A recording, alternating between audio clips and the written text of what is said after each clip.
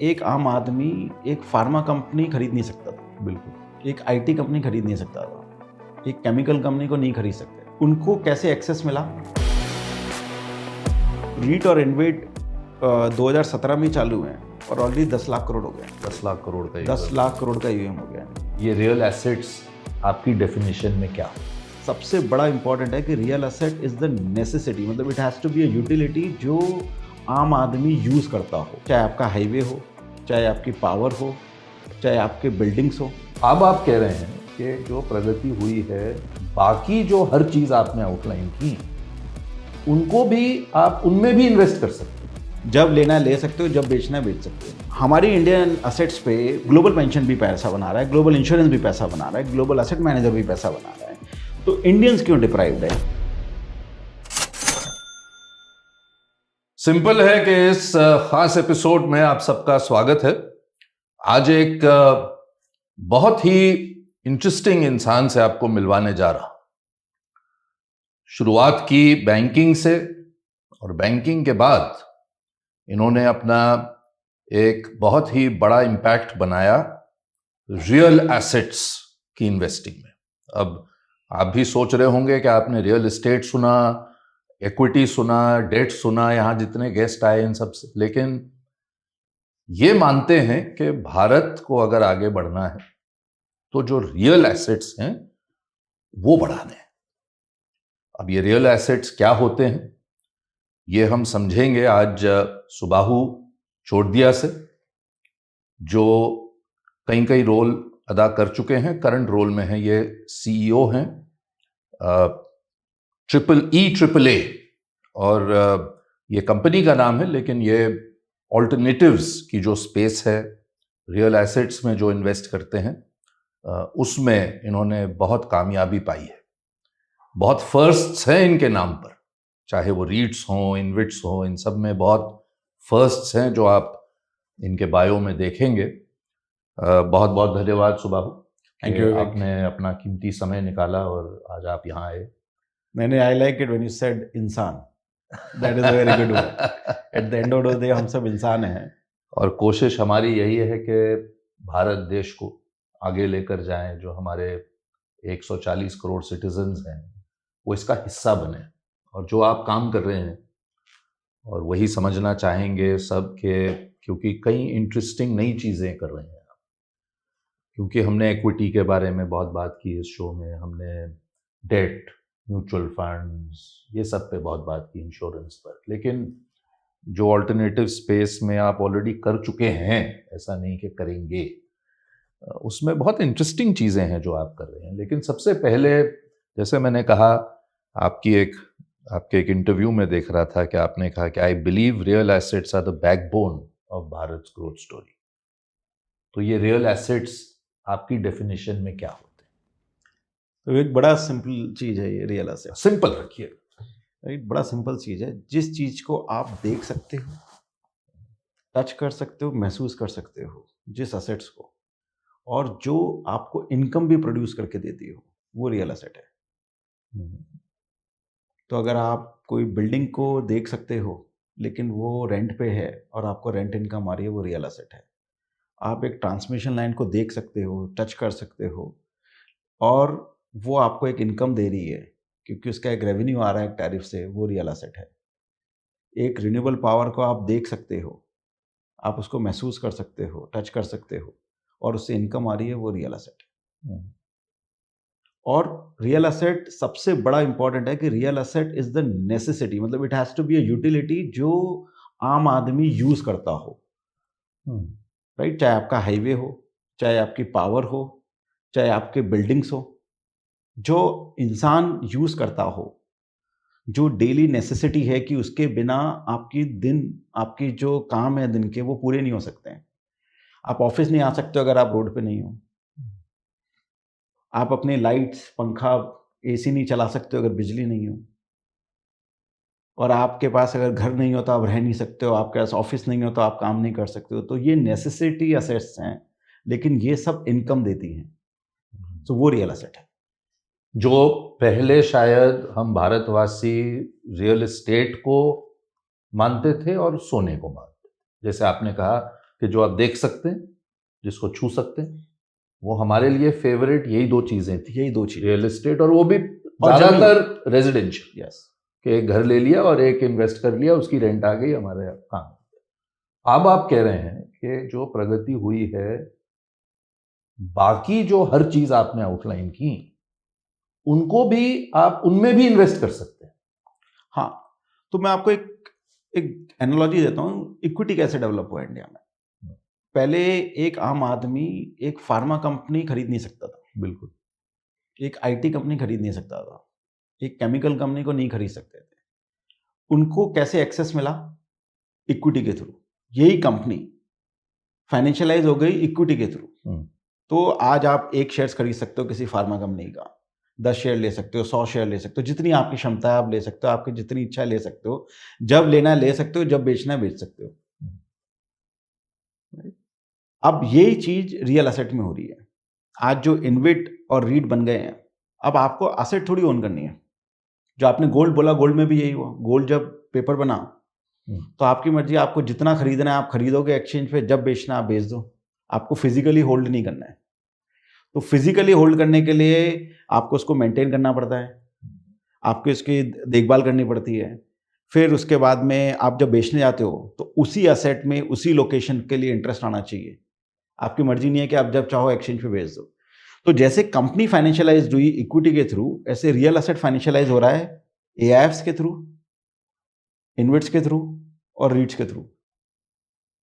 कि भाई आज ये एक तरीके से आपको एक्सेस मिल रहा है ये सारे इन्वेस्टर्स को, चाहे वो पेंशन फंड हो ग्लोबली, चाहे इंश्योरेंस कंपनीज हो, चाहे अल्ट्रा एचएनआई हो, फैमिली ऑफिस हो, या कोई भी आम आदमी हो, उसको एक एक्सेस मिल रहा है इस प्रोडक्ट का, इस एसेट क्लास का इन्वेस्ट करने के लिए थ्रू दिस मोड।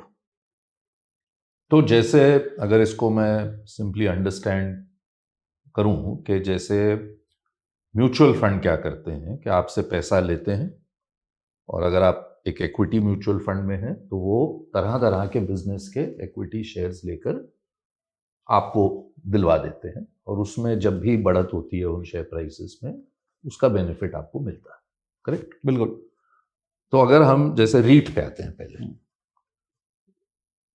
ऐसे ही एक फंड है जैसे म्यूचुअल फंड है, जो तरह तरह के रियल एस्टेट एसेट्स खरीद रहे हैं, और उसमें से उन्हें जो भी गेन मिलता है, चाहे वो रेंट हो, चाहे वो बिक्री हो उसकी किसी और को, वो फिर जो जिसने इन्वेस्ट किया है उस रीट में, उसको उसका फायदा होता है। ऐसा ये ठीक है? बिल्कुल बिल्कुल, आप सही बोल रहे हो, ऐसा तो ही रीट है। में अगर आप समझा पाए ठीक से कि रीट का क्या मतलब है, अगर मैंने ठीक से समझाया, या उसके और क्या किस तरह की इनकम आती है, क्या रिटर्न्स आते हैं? हाँ, तो पहले मैं आपको आपने एक अच्छा पॉइंट बोला म्यूचुअल फंड का। अगर आप देखेंगे म्यूचुअल फंड अभी तक इंडिया में 2 एसेट क्लास में इन्वेस्ट करते हैं प्राइमरली। एक तो इक्विटी आ गया।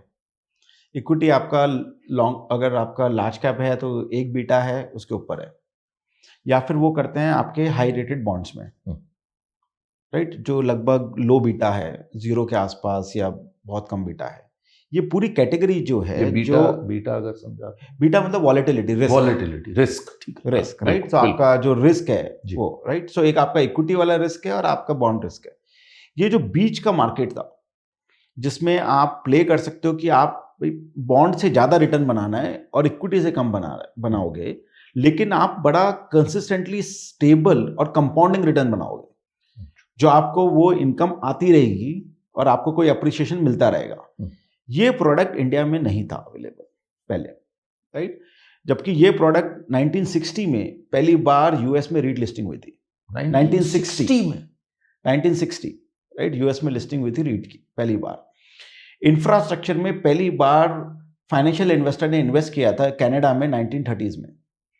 रीट पहला सिंगापुर में हुआ था 2000 में। तो हम कम से कम नहीं तो 2 से 5 डिकेड पीछे चल रहे हैं इस प्रोडक्ट इनोवेशन में इंडिया में। अब क्या होता है, रीट कैसे काम करता है? तो ये 2015-16 में सेबी ने रेगुलेशंस निकाली, उससे पहले एएफ की रेगुलेशंस आई, तो धीरे धीरे सेबी ने बहुत अच्छा काम किया है, तो now it is available. But REIT काम कैसे करता है? बड़ा सिंपल सी चीज है कि आप ये सोचिए कि एक म्यूचुअल फंड है, उस म्यूचुअल फंड ने एक थीमेटिक म्यूचुअल फंड है, उसने बोला मैं आज फार्मा कंपनीज में इन्वेस्ट करूंगा। वो बोलेगा ठीक है, मैं फार्मा कंपनी में इन्वेस्ट करता हूं, तो मैं एक फार्मा कंपनी एक पर्टिकुलर लोकेशन पे एक पर्टिकुलर प्रोडक्ट बनाती है, वहाँ पे डालूंगा, दूसरे में करूंगा, तीसरे में करूंगा इन्वेस्टमेंट, तो डाइवर्सिफिकेशन क्रिएट करता है। और जब उसको लगता है इन्वेस्टमेंट अपॉर्चुनिटी अच्छी है, इन्वेस्ट करता है, उससे जो अगर डिविडेंड आ रहा है, कैश फ्लो आ रहा है, उसको डिस्ट्रीब्यूट करता है, और जब उसको एग्जिट करना है उसको बेच देता है, और पैसे इन्वेस्टर को मिल सकते हैं, इनकम बना लेता है। रीट क्या करता है? रीट जाके एसेट्स खरीदता है। तो रीट बोलेगा मेरे को लग रहा है कि अच्छा आज मुंबई में ऑफिस मार्केट अच्छा है, तो मैं मुंबई की ऑफिस एसेट ले लेता हूँ। मेरे को चेन्नई अच्छा लग रहा है, चेन्नई में ले लेता हूँ। मेरे को बैंगलोर अच्छा लग रहा है, बैंगलोर में ले लेता हूँ, गुड़गांव में ले लेता हूँ। तो एक तो डाइवर्सिफिकेशन हो जाता है। दूसरा, ये असेट ऑपरेटिंग होती है। तो सेबी ने एक बहुत अच्छी रेगुलेशन करी है कि 90% assets need to be operating. मतलब आपकी इनकम प्रोड्यूसिंग होनी चाहिए। हाँ, कि मतलब आपको जो greenfield risk नहीं। इंडिविजुअल के साथ कभी कभी हो जाता है कि जाके आप खरीदते हैं और वो बनाई नहीं बिल्डिंग 10 साल। हाँ, ऐसा नहीं हो ऐसा नहीं है। तो सेफ प्रोडक्ट है, ऑपरेटिंग है। फिर उसमें क्या होता है, जब आपका ऑपरेटिंग एसेट है तो कैश फ्लो जनरेट हो रहा है, रेंट इनकम आ रही है। तो सेबी ने ये बोला है 90% of that cash has to be distributed out. वो आपको देना ही है डिस्ट्रीब्यूट करके इन्वेस्टर को, वो बाय रेगुलेशन है कि आप कैश को होल्ड नहीं कर सकते हो, आपको इनकम के रूप में डिस्ट्रीब्यूट करना है।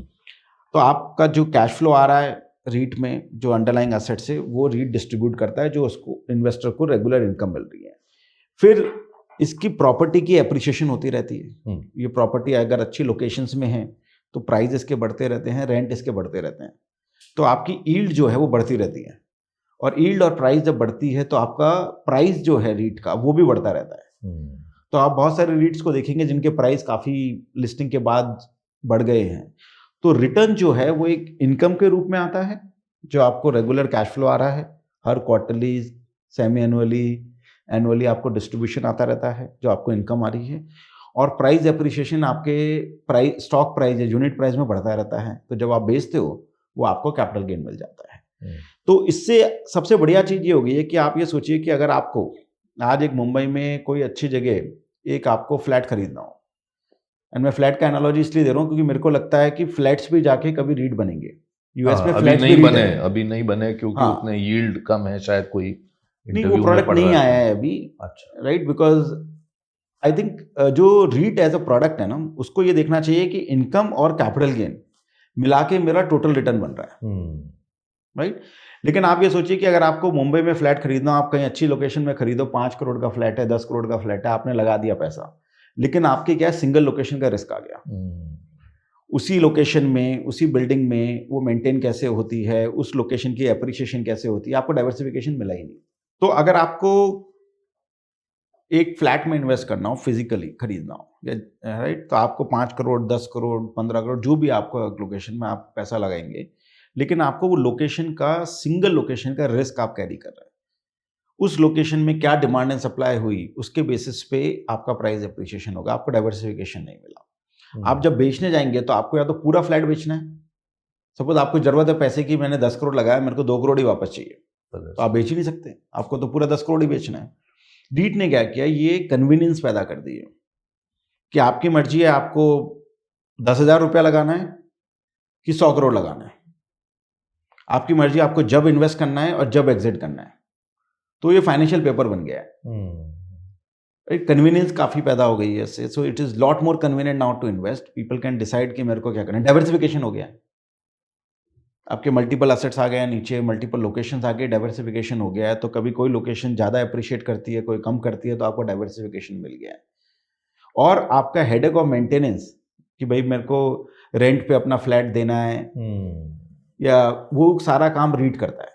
वहाँ पे टीम बैठी है, वहाँ पे ऑपरेटिंग टीम होती है, ऑफिसेस की, क्योंकि आप ओनर हो गए उसके, उस प्रोजेक्ट के, आप तो ओनर हो गए वो उसको प्रोजेक्ट। ठीक से, तो रीट ओन करता है प्रोजेक्ट, और आप इफेक्टिवली उस ओनर में आप भागीदारी ले रहे हो। भागीदारी हो गए, शेयर होल्डर हो गए, शेयर होल्डर हो गए, आपकी भागीदारी हो गई उसमें। लेकिन वो भागीदारी आपके बहुत बड़े पोर्टफोलियो पे हो गई, जो कभी अवेलेबल ही नहीं था।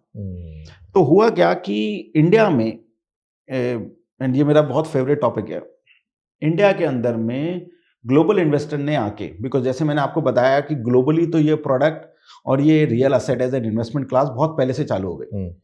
तो सबसे पहले इंडिया में ग्लोबल फंड्स आए। तो जब वो आए तब मैं अपने इन्वेस्टमेंट बैंकिंग करता था। अच्छा। तो मैंने वहीं से सीखा तो मेरे life has been lot more of luck, right? So I have been very very lucky.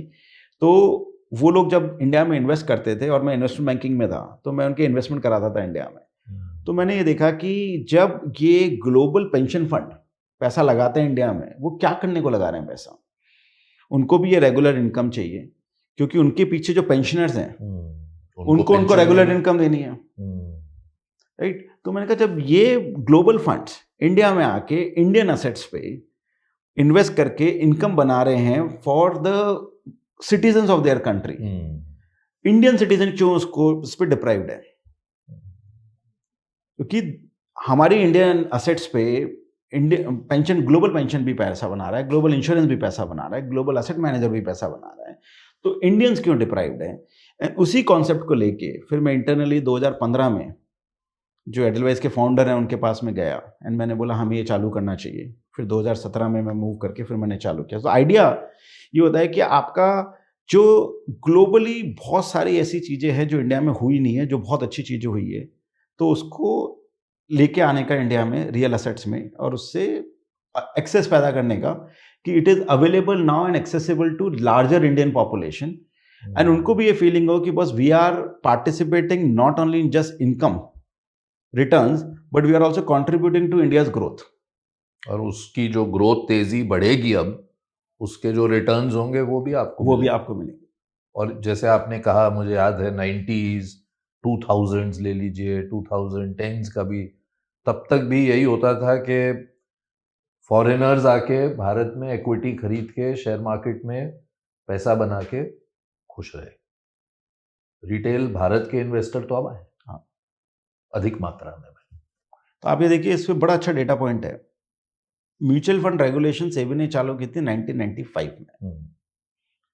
2019 तक म्यूचुअल फंड 12.5 लाख करोड़ का मार्केट AUM हुआ।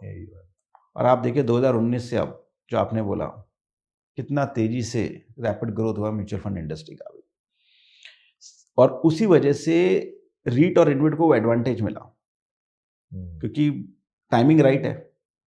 सो रीट और इन्वेट 2017 में चालू हैं और ऑलरेडी 10 लाख करोड़ हो गए। 10 लाख करोड़ का 10 लाख करोड़ का AUM हो गया इनका। और इन्वेट और रीट में क्या फर्क? बड़ा अच्छा क्वेश्चन है। रीट जो है वो रियल एस्टेट के लिए, उसमें नाम ही आ गया, real estate investment trust, right? So basically वो नाम में ही है कि रियल एस्टेट का इन्वेस्टमेंट के लिए वो ट्रस्ट बना है। तो वो टिपिकली जैसे ट्रस्ट में होता है ना कि आप सब बेनिफिशियरी हो, सबने इन्वेस्ट किया, जो आया सबको उस बेनिफिशियल ओनरशिप में डिस्ट्रीब्यूट हो जाता है। InvIT is infrastructure investment trust, तो वो इंफ्रास्ट्रक्चर एसेट्स के लिए है, राइट? तो इंफ्रास्ट्रक्चर एसेट की डेफिनेशन जो है वो डिफाइंड है सेबी की और RBI की कि भाई ये इंफ्रास्ट्रक्चर एसेट्स हैं और ये रियल एस्टेट हैं। दोनों के काम सेम है। एक रियल एस्टेट में इन्वेस्ट करते हैं, एक इंफ्रास्ट्रक्चर में करते हैं। तरीका क्या हो गया? सड़क, उसमें आपके हाईवेज आ गए, रोड आ गए आपके, उसमें भी आप जैसे एक चंक ले लेते हैं हाईवे का, आप हाईवे का ले लीजिए, मतलब डाइवर्सिफाइड हाईवे ले लीजिए कि आपके एक एसेट नहीं होगी, 5 होंगी, 10 होंगी, 15 एसेट्स होंगी। और हाईवे में भी 2 मॉडल होते हैं। एक होता है आपका एन्युटी मॉडल, जिसमें आपका पैसा NHI से आ रहा है हर 6 महीने में और आपको ट्रैफिक रिस्क नहीं है, तो उस पर कितना ट्रैफिक जा रहा है नहीं जा रहा है उससे आपको मतलब नहीं है, आप रोड को बराबर मेंटेन कर लीजिए और आपको पैसा मिलता रहता है। दूसरा होता है टोल रोड, जिसमें आप जितना ट्रैफिक जा रहा है उसके हिसाब से आपको इनकम आती रहती है। और एक होता है आपका पावर ट्रांसमिशन, जिसमें आपको एक फिक्स्ड अमाउंट हर महीने का मिलता रहता है 35 ईयर्स के लिए। फिर आपके होते हैं रिन्यूएबल पावर, जिसमें आपका फिक्स टैरिफ है, जिस पे आप बिजली बेच रहे हो और आपको वो कैश फ्लो आ रहा है। फिर उसके बाद में आपकी डिजिटल एसेट्स होती हैं, जैसे टावर्स हो गए, अच्छा, राइट, जिसके अंदर में आपने रेंट पे वो टावर्स दे रखे हैं, आपको वो इनकम आती जा रही है। वेयर हाउसेज होते हैं, राइट, जिसमें आपने वेयर हाउसिंग की आपकी इनकम आ रही है। सो अभी तो इंडिया में ये सिर्फ चालू हुआ है, अभी तो बहुत सारी एसेट्स ऐसी हैं जो अभी फाइनेंशियलाइज होनी बाकी हैं। अभी तो करीब करीब 8 या 9 एसेट क्लास ही आई हैं इसमें। अच्छा। और ये तो काफ़ी बड़ा मार्केट होने वाला है। धीरे धीरे जितनी भी इनकम प्रोड्यूसिंग एसेट जब एक मेच्योर स्टेज पे पहुंच जाएंगी, जहाँ पे ये है कि भाई अभी इसकी ग्रोथ से ज़्यादा अभी इसमें इनकम जब का प्ले ज़्यादा है, वो सब रीट्स और इन्वेट्स में आती रहेंगी। सोलर पावर, सोलर पावर, क्योंकि उसमें भी बहुत सोलर तेजी से बढ़त हो रही है। स्टोरेज आएगा बाद में, स्टोरेज, वेयर हाउसिंग, ये सब चीजें हाँ जो पावर स्टोरेज जो पावर है, ग्रिड स्टोरेज, अच्छा, हाँ, grid वो आएगा, वेयर हाउसिंग है, कि कभी पाइपलाइन भी आएगा। सो ऑलरेडी एक पाइपलाइन का इन्वेट है, तो पाइपलाइंस भी आएंगी, बिकॉज आपकी, मैंने कहा ना, जैसे जो भी एसेट हो जो आप देख सकते हो, लेकिन जो कॉन्ट्रैक्चुअल इनकम आती हो या कंसेशन से इनकम आती हो, तो 3 चीज बहुत इंपॉर्टेंट होती है रियल एसेट में, कि आपका कैश फ्लो प्रेडिक्टेबल होना चाहिए, आपके पास में कॉन्ट्रैक्ट होना चाहिए लॉन्ग टर्म, और आपका जो कॉन्ट्रैक्ट या कंसेशन और आपकी काउंटर पार्टीज जो है वो अच्छी होनी चाहिए, जहां से पैसा आ रहा है। सरकार हो गई, हाँ, तो या मैं 3 कोई- C's बोलता हूँ इसको, cash flow, contract, counter party. आप इन 3 चीजों पे फोकस करिए कि भाई मेरी इनकम कहाँ से आ रही है, कौन मेरे को पे कर रहा है, उसकी क्रेडिबिलिटी क्या है, उसकी क्रेडिट वर्दीनेस क्या है, कितने लंबा टाइम की मेरी कॉन्ट्रैक्ट की विजिबिलिटी है, और मेरे देयरफॉर कैश फ्लो प्रेडिक्टेबल है या नहीं है। एंड सबसे बड़ा बेसिक तो ये है कि एसेट की क्वालिटी अच्छी होनी चाहिए। और इसमें क्या थ्रेशोल्ड है किसी इंडिविजुअल को इन्वेस्ट करने के लिए स्टॉक एक्सचेंज पे जाके, अगर एक मैं यूनिट, आपका कोई इन्वेट लेना चाहूँ या रीट लेना सो चाहूँ? रीट तो सारी पब्लिक रीट्स हैं, हाँ। तो इवन 100 रुपया भी से भी लोग इन्वेस्ट चालू आप कर सकते हैं। अच्छा। सो एक यूनिट 100 रुपए की, 300 रुपए की, वो डिपेंड करता है कि जिस इन्वेट ने जब आए तो उसने उसकी फेस वैल्यू क्या जैसे बनाई म्यूचुअल है, फंड में वो जैसे म्यूचुअल NFO फंड में आते होती हैं, है, या हाँ। जब आते हैं आप और ऐसे वो ले लीजिए। और वो एक यूनिट की प्राइस क्या चल रही है, हाँ। आज मार्केट में प्राइस क्या चल रही है, ठीक है। राइट। जैसे अभी एम्बेसी कल कुछ 430 435 रुपए के बीच था, तो अगर आपको एक यूनिट खरीदने है तो आपको उतना पैसा लगाना है। अच्छा, ठीक राइट, तो आपके स्टॉक प्राइस क्या चल रहे है उसके हिसाब से आप एक यूनिट भी खरीद सकते हो पब्लिक में। ठीक है। सेम इज इन्वेट में आप एक यूनिट खरीद सकते हो, जो पब्लिक इन्वेट्स हैं। जो पब्लिक है। यूनिट जो प्राइवेट इन्वेट है, उसमें पहले सेबी ने जब स्टार्ट किया था, प्राइवेट में सेबी ने कहा था कि जो इन्वेस्टर थोड़े बड़े हैं, जिनको समझ है, उनको आना चाहिए, जिनको ज़्यादा है, तो उन्होंने पहले 2 लाख यूनिट्स का लॉट मिनिमम रखा था। अब उन्होंने रिड्यूस करके उसको 25,000 कर दिया ये साल के स्टार्टिंग में, तो अभी वो 25,000 यूनिट्स हैं। तो जो भी प्राइस चल रही है उस यूनिट की, उससे आप 25,000 से मल्टीप्लाई कर लीजिए तो उतना आ सकता है। अगर 100 रुपए की चल रही है तो 25 लाख रुपया वाले इन्वेस्टर्स भी आ सकते हैं। ये वो हैं जो शुरू में आएंगे आपके फंड में पैसा डालेंगे? फंड नहीं, प्राइवेट इन्वेट में। Private InvIT. प्राइवेट इन्वेट, सो इन्वेट्स में ही ये कॉन्सेप्ट है, private InvIT and public InvIT, 2 चीज हैं। प्राइवेट इन्वेट और पब्लिक इन्वेट दोनों लिस्टेड होती हैं।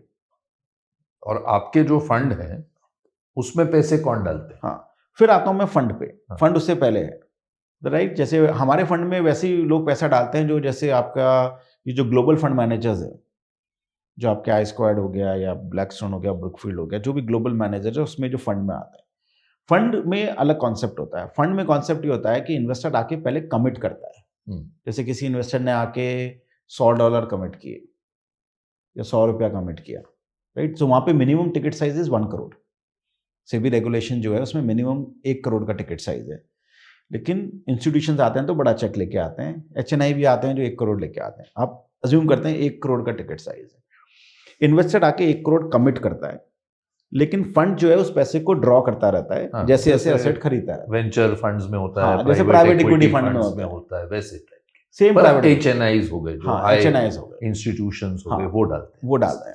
तो उसमें क्या होता है कि फंड के अंदर में आपको पता नहीं है नीचे एसेट क्या है, आप रिलाय कर रहे हो मैनेजर पे कि ये मैनेजर को मैंने पैसा दिया है, ये जाके आइडेंटिफाई करेगा अच्छी एसेट और खरीदेगा, और जैसा इसने बोला है वैसा डिलीवर करेगा। इन्वेट में it is much more simple. InvIT में आप देख सकते हो आज पोर्टफोलियो क्या है, तो आज मैं अगर पैसा लगा रहा हूं तो इसी पोर्टफोलियो में जा रहा है, मेरे को दिख रहा है, मेरे को सामने नजर आ रहा है कि क्या पोर्टफोलियो है, कौन कौन से एसेट्स, कौन कौन सी एसेट्स हैं। रीट में भी यही है, कौन कौन से एसेट्स हैं जिसमें मैं इन्वेस्ट करूं। फिर उसके बाद में जो एसेट वो ऐड करेगा बाद में, वो आपके अपसाइड है। बिल्कुल बिल्कुल। आपका, मैंने देखा है जब रिसर्च कर रहा था, बहुत एक नोबल कहूंगा मैं ये ध्यान है आपका, इन्वायरमेंट, क्लीन एनर्जी, डिकार्बनाइजेशन पर आप बहुत महारथी माने जाते हैं इस देश में।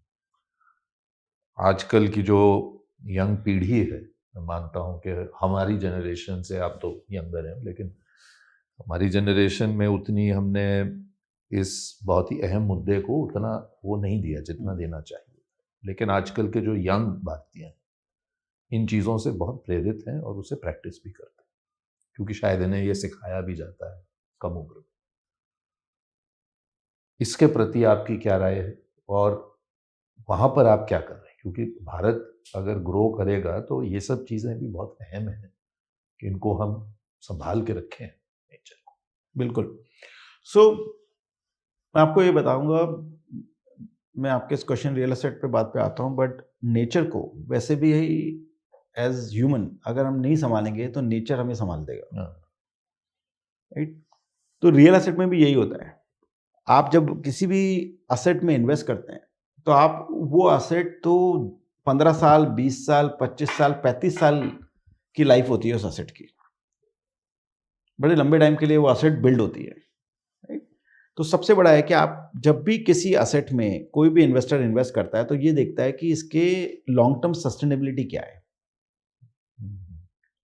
राइट? तो ये असेट कितनी क्लाइमेट रेसिलेंट है, चेंज होंगे क्लाइमेट में, राइट? कभी फ्लड्स भी बढ़ रहे हैं, चांसेस ऑफ अर्थक्वेक भी ज़्यादा हो रहे हैं, आपकी कभी बारिश ज़्यादा आएगी, तो आपकी असेट जो है वो कितनी क्लाइमेट रेसिलेंट, अडेप्ट कितनी जल्दी कर रही है, आपका डिज़ाइन कैसा है असेट का, आपका लेआउट कैसा है असेट का। क्योंकि एक चीज़ होती है कि कंक्रीट का सबसे बड़ा दुश्मन इस पानी, तो ये सारी एसेट्स में कंक्रीट तो होती है। तो अगर आपका ड्रेनेज सिस्टम प्रॉपरली नहीं है, अगर आपका पानी वहाँ पे रुक जाता है, या आपका फ्लड प्रोन एरिया है कि आ रहा है और आपने उसके लिए रेसिस्टेंस असेट नहीं बनाई है, तो वो असेट को आपको इम्पैक्ट करने वाली है, जो आपके कैश फ्लो को भी इम्पैक्ट करने वाली है।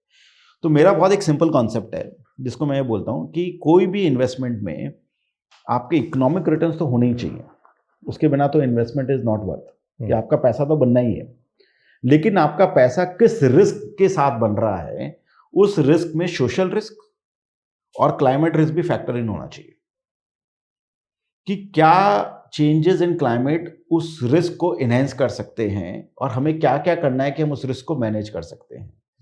क्या रिस्क सोसाइटी, कम्युनिटी जो उस असेट्स के अराउंड है, जो उस लोकेशन में है, उसके लिए क्या रिस्क हो सकता है और आप उसको कैसे मैनेज कर सकते हो, कैसे मिनिमाइज कर सकते हो, बिकॉज अदरवाइज वो रिस्क आपके इस रिटर्न को भी बाद में कम कर देगा, राइट? सो ग्लोबली इसको बोलते हैं ESG framework, economic, right? So India के अंदर में ये कॉन्सेप्ट जो है दो तरीके से देखा जा सकता है। एक तो कि हमारी एग्जिस्टिंग असेट्स में हम कितना फोकस करते हैं risk assessment, sustainability point of view से।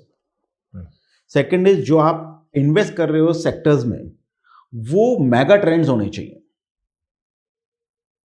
और वो मेगा ट्रेंड तभी होंगे जब वो सस्टेन कर पाएंगे लॉन्ग टर्म के लिए। और वो लॉन्ग टर्म के लिए कब तब सस्टेन कर पाएंगे जब वो ह्यूमंस के लिए अच्छे हों, नेचर के लिए अच्छे हों, राइट? और सारी जो कम्युनिटी जो आसपास है उस पर भी पॉजिटिव इंपैक्ट करे, अदरवाइज वो लॉन्ग टर्म सस्टेन नहीं कर पाएंगे। तो जब आप लॉन्ग टर्म माइंडसेट से देखते हो तो फिर आप सस्टेनेबिलिटी पे बहुत फोकस करते हो, और अब हर इन्वेस्टर ये बोलता है कि मेरे को एक सस्टेनेबिलिटी लिंक्ड असेट चाहिए। इसके लिए वो सस्टेनेबिलिटी लिंक बॉन्ड्स की प्राइसिंग भी कम होती है, बिकॉज रिस्क कम होता है। तो एक कॉन्सेप्ट इंडिया में काफी लोग ये समझते हैं कि क्लाइमेट में असेट्स में इन्वेस्ट करने का मतलब है रिटर्न नहीं बनता है। ऐसा नहीं है। क्लाइमेट में असेट्स में जो क्लाइमेट लिंक्ड असेट्स हैं, जैसे आपके रिन्यूएबल पावर है, या आपके विंड है, बैटरी स्टोरेज है, ग्रीन कॉरिडोर्स हैं जो पावर ट्रांसमिशन लाइन है, इवन सम रोड्स आप बनाते हैं या बिल्डिंग को ग्रीन बिल्डिंग करते हैं, कन्वर्ट करते हैं, इन सब से रिटर्न्स बढ़ते हैं या रिस्क कम होता है। तो लॉन्ग टर्म व्यू अलग होता है शॉर्ट टर्म व्यू से। और तो ये हमारा जो आप फोकस रियल एसेट्स की बात कर रहे हैं, ये लॉन्ग एसेट्स, ये लॉन्ग एसेट्स है, और इसमें कंपाउंडिंग ऑफ रिटर्न चाहिए। तो अब मैं आजकल रियल एस्टेट को सबको ये बोलता हूं कि इंडिया में अभी चालू नहीं हुआ है कॉन्सेप्ट, बट इंडिया में अभी लोगों ने रिटायरमेंट के लिए इन्वेस्ट करना चालू नहीं किया है। Real asset is a very good asset for retirement, stable income है। पहले लोग रियल एस्टेट के साथ भी तो यही करते पहले थे यही करते थे कि अगर पैसे एक घर में रहते थे, बाकी सब के भाई जब रिटायर होंगे तो रेंट आता रहेगा। बिल्कुल।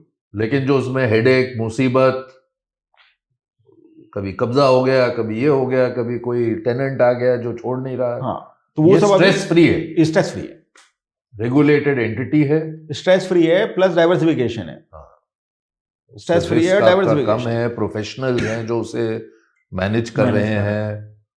बिल्कुल। तो ये एक बहुत बड़ी क्रांति है ये। और जैसे आपने कहा कि और कहीं और नई चीजें भी उसमें आ सकती हैं, कल वेस्ट मैनेजमेंट आ सकती है, बहुत कुछ आ सकता है उसमें। मैं आपको बता रहा हूँ, रेजिडेंशियल भी आ जाएगा उसमें, डेटा सेंटर्स भी आएंगे, बेस मैनेजमेंट प्लांट्स आ सकते हैं, वाटर ट्रीटमेंट प्लांट आ सकते हैं, इंडस्ट्रियल पार्क्स आएंगे। अभी तो बहुत कुछ नहीं आया है। ये जो जीसीसी की रेवोल्यूशन है, ये आप मानते हैं कि तगड़ी है, रियल है?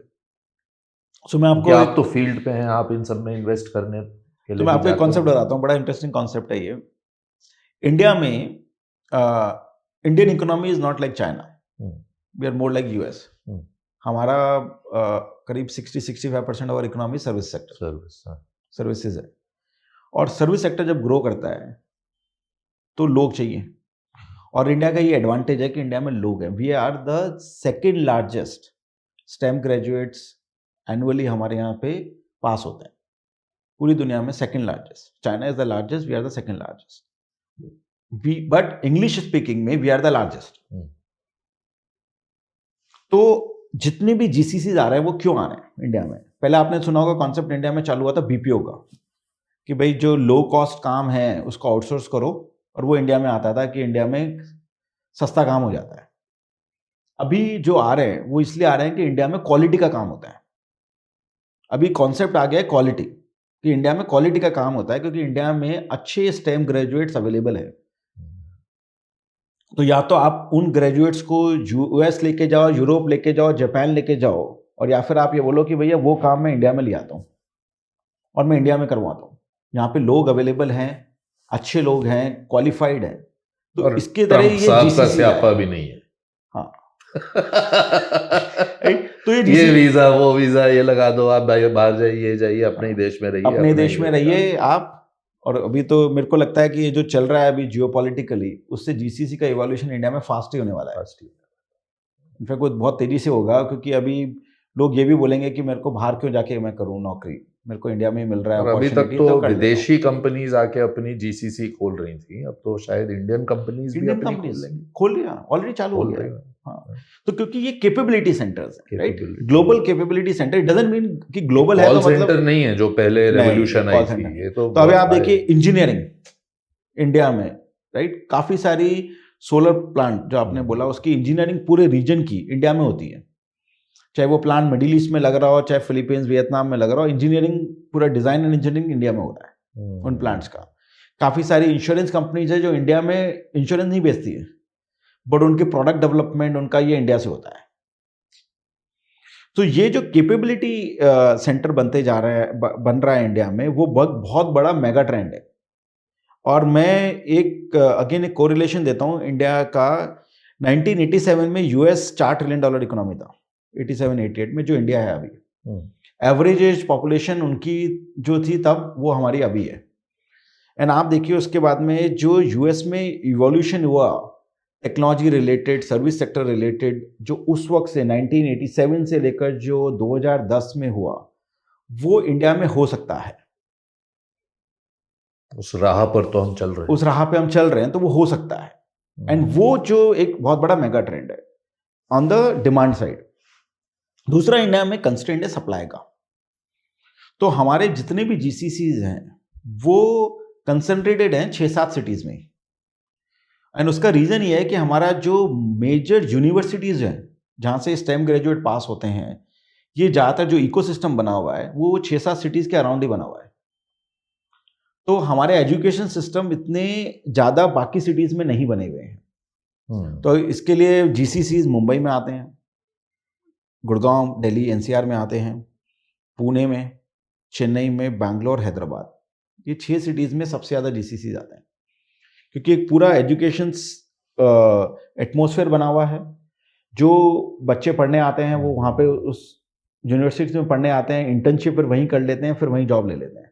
तो टैलेंट अवेलेबल है, इकोसिस्टम बना हुआ है, कल्चर अच्छा है, सिटी थोड़ी वाइब्रेंट है, इंफ्रास्ट्रक्चर डेवलपमेंट हुआ है, और यही इंडिया में अब जैसे जैसे न्यू एयरपोर्ट्स बन रहे हैं जो और बाकी शहरों टियर 2 में सिटीज ये में, डेवलपमेंट, ये हाँ ये दूसरे शहरों में भी ये डेवलपमेंट धीरे धीरे चालू होगा। That is a big Rajasthan में अपॉर्चुनिटी। कहाँ से हैं? Jaipur, pink city. जयपुर का एक लड़का मुंबई में आके कैसे छा गया इस तरह से? Again luck. सो मैं जब मेरी सीए मैंने कंप्लीट की थी, तो उसके बाद में स्कूलिंग आपकी वहीं थी? स्कूलिंग वहीं थी, बचपन सारा जयपुर में ही निकला? पूरा बचपन जयपुर में निकला। पता नहीं था करना क्या है। चार्टर्ड अकाउंटेंट सीए किया, पढ़ाई कर ली। हमारे I belong to business family, तो ज़्यादा पढ़ाई भी नहीं होती थी। किसी रीज़न से पढ़ाई कर ली, सीए में रैंक होल्डर आया, तो फिर बॉम्बे पहली बार कदम रखा 2001 में पहली बार बॉम्बे पहुंचा मैं। फैमिली ने जाने दिया? और नहीं, मैं आया था मिलने यहाँ पे। एक हमारे किसी को अंकल थे मिलने आए क्या? यहाँ पे, अंकल थे, उनसे गाइडेंस लेने आया था। तो मैंने बोला कि आके उनसे गाइडेंस लेता हूँ कि आगे क्या करना चाहिए। अभी सीए तो कर लिया, आगे क्या करना चाहिए। तो उन्होंने मेरे को पूछा कि आपको करना क्या है। तब मेरे माइंड में ये था कि मेरे को एक फैक्ट्री सेटअप करनी है, एक मैन्युफैक्चरिंग यूनिट और फैक्ट्री सेटअप करनी है। ये बात है 2001 की, तो माइंड में ये था। तो उन्होंने मेरे को गाइड किया कि आप जाके किसी फाइनेंशियल इंस्टीट्यूशन, किसी बैंक में जहाँ प्रोजेक्ट फाइनेंस होता है, पहले आप वहाँ जाओ, आप समझो प्रोजेक्ट लगता कैसे है, प्रोजेक्ट रिपोर्ट कैसे होती है। तो उन्होंने मेरे को सजेस्ट किया IDBI और ICICI। तो मैंने दोनों जगह अप्लाई किया, मेरा IDBI में हो गया। अब नसीब ऐसा था कि मेरे को वहाँ पे इंफ्रास्ट्रक्चर डिपार्टमेंट में पोस्टिंग हुई मेरी। और तब इंफ्रास्ट्रक्चर बहुत नया था 2001 में। तो मैं वहाँ पे रोड की फाइनेंसिंग, पावर की फाइनेंसिंग और वो सब देख रहा था। कुछ और भी सेक्टर थे, सीमेंट, पेपर और वो सब। फिर उसके बाद में 4 साल वो करने के बाद में फिर मैंने कहा कि अभी अब क्या करूँ, मेरे को तो फैक्ट्री लगानी थी। तो एक जेंटलमैन थे जो ग्लोबल फंड मैनेज करते थे, वो इंडिया में थे उस वक्त। एंड नसीब ऐसा था कि मेरा उनके साथ में डिनर हो गया एक बार। तो वो और मैं ऐसे जैसे हम बात कर रहे हैं ऐसे बात कर रहे थे, तो मैंने उनसे शेयर किया कि मेरी एम्बिशन ये थी कि मेरे को बिजनेस सेटअप करना था। तो उन्होंने बोला कि इंफ्रास्ट्रक्चर बहुत बड़ा होगा, एंड उन्होंने मेरे को बताया कि ग्लोबली क्या हुआ। फिर मैंने पढ़ना चालू किया उसके बारे में कि क्या हुआ, कैसे हुआ, किस तरीके से होगा। तो उन्होंने फिर मेरे को गाइडेंस दी कि अब तूने प्रोजेक्ट फाइनेंस सीख लिया है, तो तू जाके ये सीख कि डेट कैसे रेज करते हैं प्रोजेक्ट्स के लिए। अभी तो तू खुद पैसा दे रहा है, पैसा लेते कैसे हैं डेट के लिए अगर तू प्रोजेक्ट लगाएगा तो उससे फिर मैं एक्सिस बैंक मूव किया। तो मैं वहाँ का डेट कैपिटल मार्केट देख रहा था। फिर उन्होंने भी मेरे को कहा था कि जाके फिर ना इक्विटी कैसे रेज करते हैं वो सीखना। तो फिर मेरे को एडलवाइस से एक दिन कॉल आया, नसीब अगेन लक। तो 2007 में तो मैंने एडलवाइस ज्वाइन कर लिया। तो फिर यहाँ पे फिर मैंने इक्विटी सीखा, इन्वेस्टमेंट बैंकिंग में मर्जर एंड एक्विजिशन सीखा। फिर ग्लोबल मैनेजर के साथ में काम कर रहा था, तो वो कैसे इन्वेस्टमेंट करते हैं, क्यों करते हैं, क्या देख रहे हैं, वो सीखा। कई बाई साइड पे भी एडवाइज़र था। तो वो जो लर्निंग कर्व है वो धीरे धीरे सीखता गया मैं। और फिर 2015 में एडलवाइस ने मेरे को अलाउ किया कि भाई आप चालू कर लो इस बिज़नेस को, जब मैं आइडिया लेके गया उनके पास में। तो it's just a journey of luck. तो वो हो गया। मैंने काफ़ी जर्मन कंपनीज और जापानीज़ कंपनी के साथ में काम किया जब मैं इन्वेस्टमेंट बैंकिंग में था, और उनसे मैं बहुत सीखा। तो मैंने फिर ना एक सिंपल कॉन्सेप्ट बनाया कि बिजनेस को अगर सेटअप करना है, प्लेटफॉर्म को सेटअप करना है स्टार्टिंग से, क्योंकि जब मैं आया था अकेला था, तो अगर सेटअप करना है, मतलब इस साइड में अकेला था in this sense real asset में, बाकी तो एडलवाइस इंस्टीट्यूशंस पूरा था सपोर्ट करने के लिए। तो मैंने एक सिंपल कॉन्सेप्ट बनाया जिसको मैं बोलता हूँ PPPT, which is first is planning. तो ये कंपनी जो है ना, German and Japanese, they are very good, बहुत टाइम लगाती हैं प्लानिंग में। तो मैंने कहा कि पहले प्लान बहुत अच्छी तरह करेंगे, 2-3 साल लगेगा प्लानिंग में। तो मैंने जब इंफ्रा फंड 2018 में चालू किया था, 2015 से प्लानिंग चालू की थी, बट फंड 18 में लॉन्च हुआ। कमर्शियल रियल एस्टेट 2018 में प्लानिंग चालू करी, 2022 में लॉन्च किया। एनर्जी ट्रांजिशन 2020 में प्लानिंग चालू करी, 2024 में लॉन्च किया। तो पहला तो मेरे को बहुत टाइम लगता है प्लानिंग में, क्योंकि उसमें पूरी चीज़ समझना, सबसे मिलना, क्या हुआ ग्लोबली, इंडिया में क्या हुआ, क्या अच्छा हुआ, क्या खराब हुआ, वो सब। सो पहला पार्ट इज प्लानिंग। फिर दूसरा पार्ट ये था कि जब मैं यहाँ आया था कि इन्वेस्टिंग तो कभी की नहीं थी, बैंकर था, जो आपने बोला स्टार्टिंग में बैंकर था, कि लोग ले आओ सही। तो मैं एक ऑर्ग स्ट्रक्चर बनाता हूँ, फिर उसके बाद में people, so I go and try to find people, and luck has been good कि अच्छे अच्छे लोग आ जाते हैं. सो जितने भी लोग मैंने हायर करे सब मल्टीनेशनल से आए. मैक्वारी से, ब्रुकफील्ड से, ब्लैकस्टोन से, GIC, ग्लोबल इंफ्रा पार्टनर्स. तो वहाँ सबसे लोग, टाटा पावर, HCC, L&T, तो I could hire those people. That is second P, which is people. Third is processes, कि अब आपके लोग आ गए, लेकिन आप उनको एफिशिएंट कैसे बनाओ. आपको अगर बिजनेस बनाना है तो how do they work together very more effectively and efficiently. एक चेकर सिस्टम भी होना चाहिए. तो processes, and last is technology. तो मेरा टेक्नोलॉजी पे बहुत बड़ा फोकस है. मतलब I am a fond of technology. तो मेरे को हर चीज़ ना डिजिटल चाहिए. तो पूरा जैसे हमारा हाईवे है, we have build a software called IAM. पूरा हाईवे के 97-98% element is fully digitize. Solar plant है, मिनट बाय मिनट परफॉर्मेंस आती है स्क्रीन पे. हर मिनट 1 टेराबाइट का डेटा आता है हर मंथली. हर मिनट बाय मिनट क्या जनरेशन चल रहा है, क्या होना चाहिए था. फिर हमने ड्रोन बेस्ड टेक्नोलॉजी, सारी चीज automation, health safety and environment जो सस्टेनेबिलिटी है उसका भी टूल पूरा ऑटोमेटेड है. ट्रेजरी मैनेजमेंट ऑटोमेटेड है. तो वो सब फिर एक प्रोसेस बना के और फिर मैं करता गया, but that process has helped me. ये जो ह्यूमिलिटी है ये कहाँ से सीखी आपने? आपसे बात करके लगता नहीं कि एक बहुत बड़े CEO सामने बैठे हैं. देखिए, ये राजस्थान की तो एक तहजीब है ही ऐसी. वहां पे लोग, मेरे को तो बहुत, मैं एक परिवार अच्छा से हूँ लगता जो है. हम जब, मतलब I am from a middle class family. तो जब हम मेरे फादर जो थे, तो हम वी आर अ ज्वेलर. अच्छा, Right? ज्वेलरी का बिजनेस है, मैन्युफैक्चरिंग का. तो मेरे फादर का बहुत सिंपल कॉन्सेप्ट रहता था उस वक्त कि भाई देखो, अपने लाइफ में, और I belong to a Jain family, कि ना तो कुछ लेके आए ना कुछ लेके जाने वाले हैं. राइट. लेकिन जो हम काम कर रहे हैं उसको अच्छी तरह पहले तो सीखो. सो जब मैंने 7th स्टैंडर्ड में था, तब से मैंने सोचा था कि मैन्युफैक्चरिंग, और आपका फैमिली बिजनेस है तो आप ऑफिस जाना चालू कर देते हो. तो मैं ऑफिस जाता था, तो my father used to go tell me कि जाके उस वर्कर के पास में बैठ, और उसके साथ में बैठ के we used to manufacture gems. पत्थर ले, अपने हाथ से घिस, एंड वो हाथ से होता था काम. There used to be the rotating wheel, जिसमें आप पत्थर लगाते थे और फिर एक रोप से आप उसको घुमाते थे. तो वहाँ से उन्होंने मेरे को बोला था कि जाके उसके साथ बैठ, उसके साथ में सीख कैसे बनता है, क्या होता है, उनकी नॉलेज को गेन कर. तो मेरे को वहाँ से कॉन्सेप्ट समझ में आया कि लर्निंग लाइफ में बहुत ज़रूरी है. जो आपको ग्राउंड से सीखना ज़रूरी है, कि आपको अगर कोई भी बिजनेस बनाना है तो आपको ग्राउंड लेवल पे क्या होता है पहले वो सीखिए, फिर धीरे धीरे ऊपर सीखिए. दूसरा ये है कि बिजनेस कभी भी कोई इंडिविजुअल नहीं बना सकता है. तो मैं इंटरनली अपनी टीम को बोलता हूँ कि आइदर वी विल विन और वी विल लूज टुगेदर.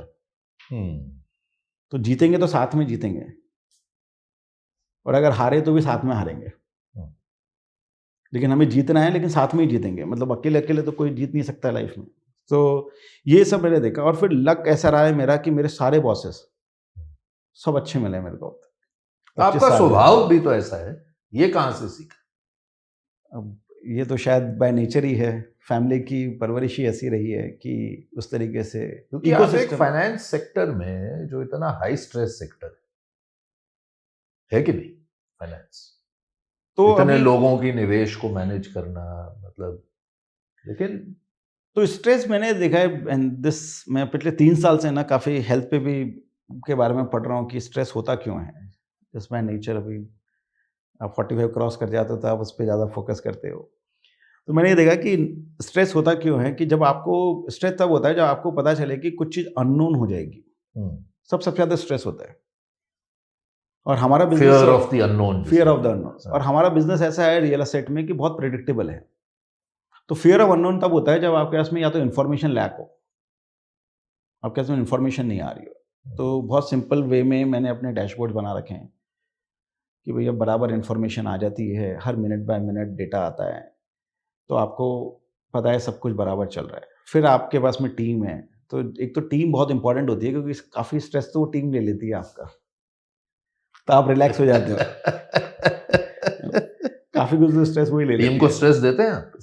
नहीं, वो अपने आप ले लेते हैं, अपने आप ले लेते हैं, बिकॉज दे आर वर्किंग. तो अपने आप आपके स्ट्रेस कम कर लेते हैं ना. तो आपका जो टोटल स्ट्रेस है वो अकेले पे होने के बजाय आपके 100 लोगों में डिवाइड हो गया, तो सबका स्ट्रेस कम हो गया. लेकिन मैंने देखा कि स्ट्रेस जो होता है ना, वो कई बार इम्पेशेंट डिसीजन को लीड करता है. क्योंकि आप इम्पल्सिव हो जाते हो उस वक्त और फिर आप इम्पेशेंट डिसीजन ले लेते हो। तो इससे बेटर है कि जब स्ट्रेस हो तब डिसीजन ही नहीं मत लीजिए। तो मेरा एक बहुत इंटरेस्टिंग केस हुआ था 2019 में। हमने पहली एसेट खरीदी थी ट्रांसमिशन की फंड में। मई 19 में हमने डील क्लोज करी।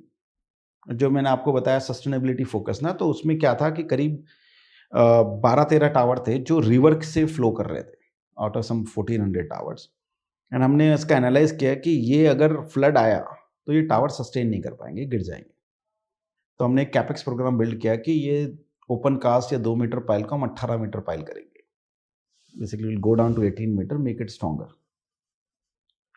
अब लक ऐसा इसमें, and I call it as good luck only, मई में हमने एसेट एक्वायर करी और जून एंड जुलाई में वहाँ पे highest flood in last 50 year आ गया। जो हमने सोचा था वो हो गया एंड टावर गिरने वाले हैं। एंड मेरे को रात को फ़ोन आया टीम का, and this is first investment out of the first fund. तो फ़ोन आया कि ये सर ये टावर तो गिर जाएगा अभी, इट्स ऑलरेडी स्टार्टेड बेंडिंग। तो मैंने कहा सबसे पहले एक काम कर कि किसी की भी लोकल वहाँ को किसी को भी कोई हार्म नहीं होना चाहिए, आग लगनी चाहिए, तो इन्फॉर्म कर दे और लाइन को शट डाउन कर दे। बिकॉज अगर चलती लाइन अगर गिर गया टावर तो there is could be a disaster. तो हमने पहला कॉल तो उस वक्त रात को उसी वक्त ये लिया। फिर बोले लेकिन करें क्या, कैसे करेंगे, क्या करेंगे, एसेट कल सुबह बात करेंगे, आज रात को आराम से सो। राइट, बट प्लानिंग हमने बहुत पहले कर रखी थी कि ऐसा सिचुएशन अगर आया तो एक बोलते हैं ERS बोलते हैं, इमरजेंसी रिस्टोरेशन सिस्टम। तो ये प्लानिंग की हुई थी कि वो लगा देंगे। सो जब आपका प्लान रेडी है तो आप स्ट्रेस कम लेते हो। नेक्स्ट डे मॉर्निंग डिस्कशन किया, बोले चलो लेट्स पुट ERS। 15 दिन में power was started flowing because you had a ERS plan already ready. तो मैंने देखा अगर आपका प्लान अच्छा है, आपके लोग अच्छे हैं, तो आपको स्ट्रेस कम होता है। ऐसा नहीं होता है, बट कम होता है। और प्लानिंग तो आपने क्लास 7 से ही शुरू कर दी अपनी? लर्निंग शुरू की थी। नहीं, प्लानिंग हाँ। मैं अपने बिजनेस करूंगा, मैन्युफैक्चरिंग करूंगा। अब आप बड़े बड़े बिजनेसेस में इन्वेस्ट कर रहे हैं लोगों के बिहाफ पे। बहुत अच्छा लगा सुभाष आपसे बात करके। ऐसा लगा जैसे एक मित्र से बात कर रहा हूँ। Thank you very much. Absolutely, thank you. और आपको बहुत बहुत सक्सेस मिले। आप अभी कंपनी को लिस्ट भी करने जा रहे हैं। जैसे आपने कहा ये क्रांति जो है ये तो अभी शुरू हुई, इसमें भी आपको बहुत रोल अदा करना है। ये बहुत बड़ा होने वाला है, चेंजिंग चीज। जो चीज म्यूचुअल फंड सही है तो वैसे ही आने वाले टाइम में रियल एसेट कहेंगे आप। रियल एसेट आपके रिटायरमेंट के लिए सही है। सही है। Thank you very much. Thank you.